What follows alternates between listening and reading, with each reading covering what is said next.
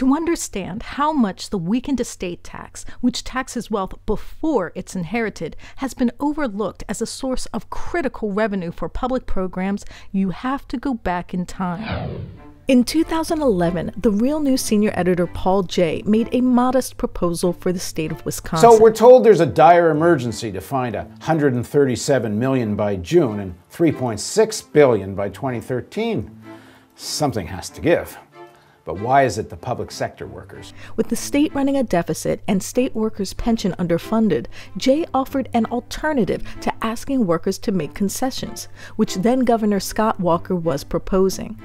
Among them, using an obscure levy that taxes estates, which he said, if fairly applied to the state billionaires, could absorb much of the red ink. But here's a much easier way to raise the dough. Just go back to 2008 levels of state legislated estate taxes. According to the Wisconsin Department of Revenue, no state estate tax has been collected for deaths occurring on or after January 1st, 2008. Wisconsin picked up $158.8 million in 2008.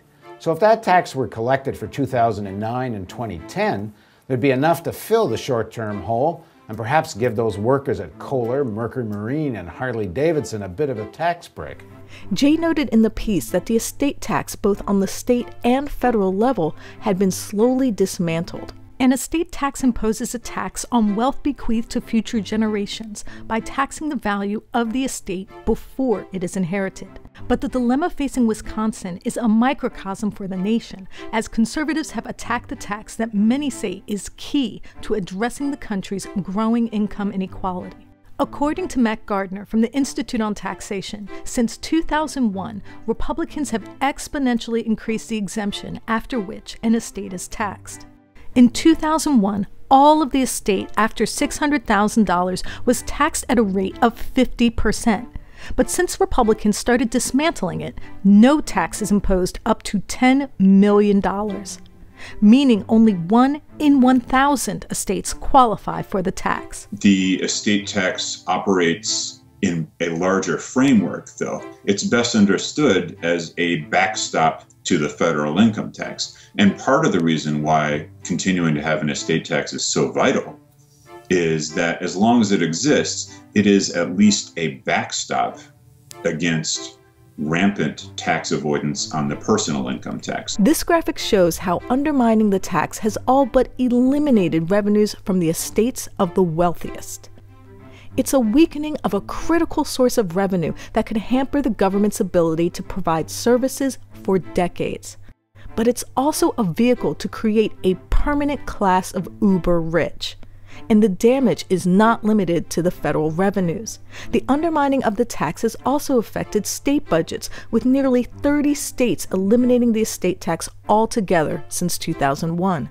In 2001, when Congress passed substantial estate cuts, they pretty much ripped up the agreement between the federal government and the state government and took away this implicit aid to state governments. What that meant was that state governments suddenly faced a choice. If they wanted to have an estate tax, it was all coming out of their own state residents' pockets. And that made the idea of having a state estate tax much less popular.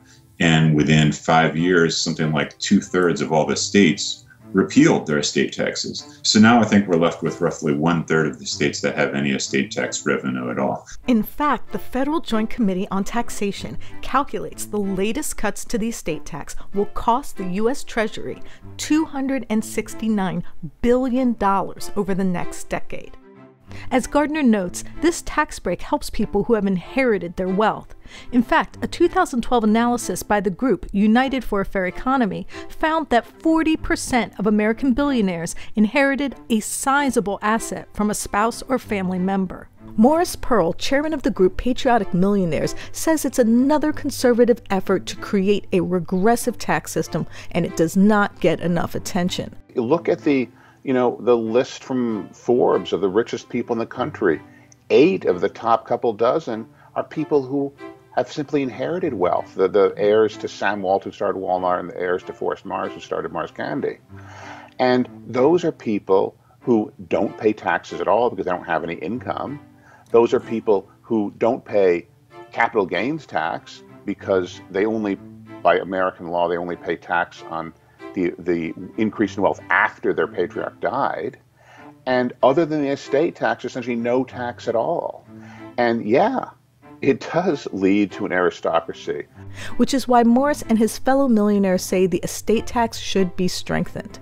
Not just so the rich can pay their fair share, but to restore equity to a tax system that punishes the poor, while the rich get richer. When people can get a return on capital, when capital is paying more than working for a living, that inevitably we'll get more inequality because the rich people will continue getting richer and richer and richer and leaving the rest of the people behind. This is Taya Graham and Stephen Janis reporting for the Real News Network in Baltimore City, Maryland.